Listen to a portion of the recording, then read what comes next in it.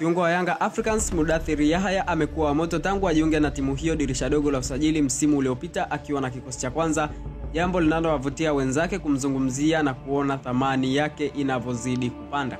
Winga anayecheza kwa mkopo KMC akitokea Azam FC ambaye anajulikana kama Tepsi Evans alisema kulingana na aina ya mastaa waliopo Yanga Africans na ushindani wa namba anachokifanya Mudathir anaona kinastahili pongezi na kinampa heshima kama mzao. Anazungumza Tepsi Evans anasema kwamba tangu msimu uliopita Mudathir alikuwa kwenye kiwango kizuri na msimu huu ni kama anaendeleza alipoishia. Nikiwa kama mzawa siwezi kuacha kuthamini kile ambacho anakifanya.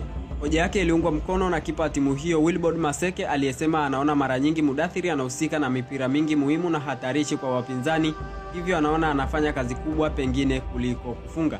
Sizungumzi kwa sababu nilikuwa naye Azam FC, ila ana uwezo wake ndio unafanya apate namba, kikubwa aendelee kupambana asiboteke, naamini anaweza akajitengenezea ufalme wake mwenyewe.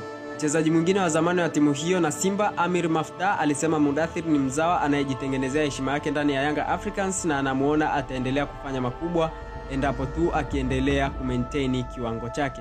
Anasema kwamba alianza kuonyesha ubora wake tangu msimu uliopita, ila katika mechi mbili nilizomwangalia dhidi ya KMC na JKT Tanzania nimemuona anazidi kujiamini zaidi, jambo ambalo litamsaidia kucheza kwa kiwango kikubwa, alisema mchezaji huyo wa zamani wa Simba Sport Club pamoja na timu ile ya Azam FC Amir Maftah.